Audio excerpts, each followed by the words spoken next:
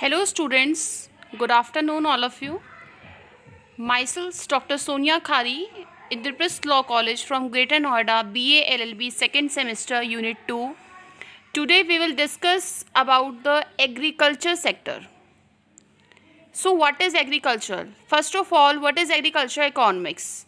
Agriculture economics plays a role in the economics of development for a continuous level of farm surplus is one of the wellsprings of technological and commercial growth.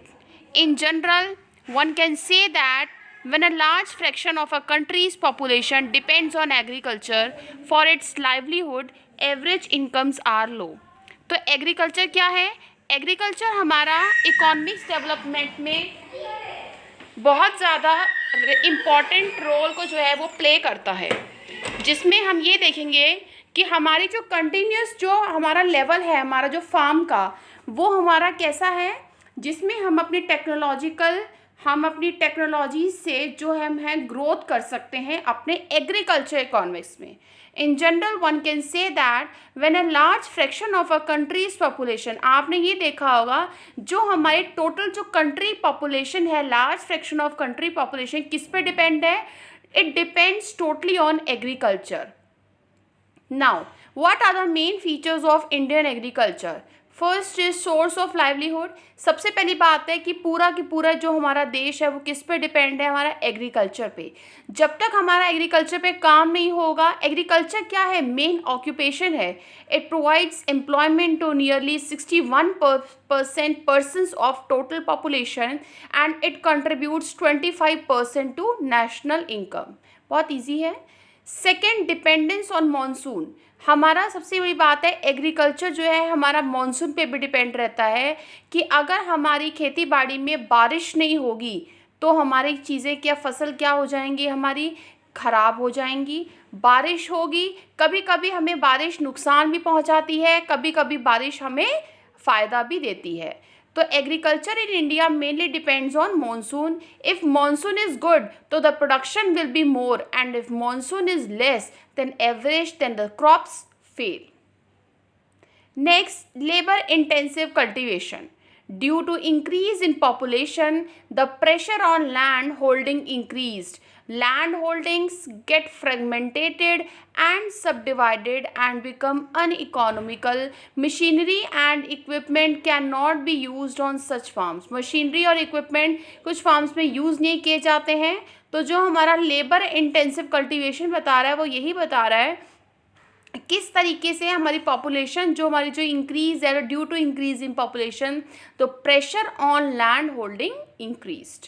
Now under employment due to inadequate irrigation facilities and uncertain rainfall. कई बार ऐसा होता है हमारे पास irrigation की facilities ना होने के कारण और हमारे पास बारिश ना होने के कारण तो हमारा जो प्रोडक्शन ऑफ एग्रीकल्चर है वो फेल हो जाता है, वो लेस हो जाता है. तो फार्मर्स क्या करते हैं, कुछ महीनों तक वो काम ढूंढते रह जाते हैं. Their capacity of work can not be properly utilise. तो उनकी जो काम करने की जो क्षमता होती है वो प्रॉपरली यूटिलाइज नहीं होती है. In agriculture there is under employment as well as the disguised unemployment. Next, small size of holdings.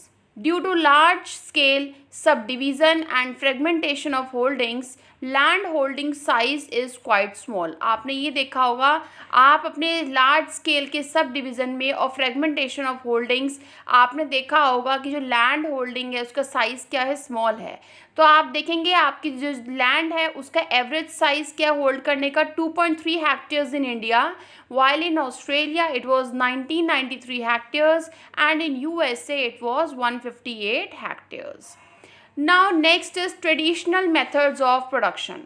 In India, methods of production of agriculture along with equipment are traditional.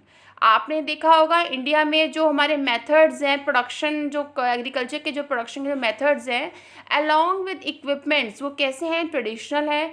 It is due is it's poverty. ये क्यों है? गरीबी के कारण और people जो illiterate लोग हैं उन लोगों के कारण है. Traditional technology is the main cause of low production. Now next is the low agriculture production. Agriculture production is low in India, जो हमारे इंडिया में जो हमारा एग्रीकल्चर प्रोडक्शन है वो कैसा है, बहुत लो है.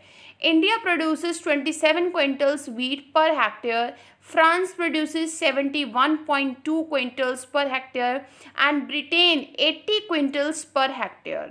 Average annual productivity of an agricultural laborer is $162 in India, $973 in Norway, and $2,408 in USA. सिर्फ आपको बताना है एग्रीकल्चर प्रोडक्शन कहाँ पे ज़्यादा लो है, कहाँ पे ज़्यादा हाई है.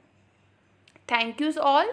ये वाली पीपीटी में आपको एग्रीकल्चर सिर्फ मैंने एक बेसिक बताया है, जिस बेसिक में आप अपना ये बताएंगे कि व्हाट इज़ एग्रीकल्चर.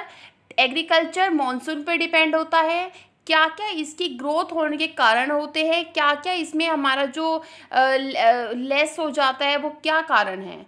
तो आगे जो हम इसके फीचर्स या इम्पोर्टेंस और प्रॉब्लम्स पढ़ेंगे वो हम अगली वाली स्लाइड्स में मैं आपको दूंगी. बाकी जो प्रॉब्लम्स हैं आप जो है फ्राइडे को जो भी क्लास है उसमें आप लोग अपनी प्रॉब्लम्स जो हैं वो आप ले सकते हैं. Okay, thank you all, thank you so much.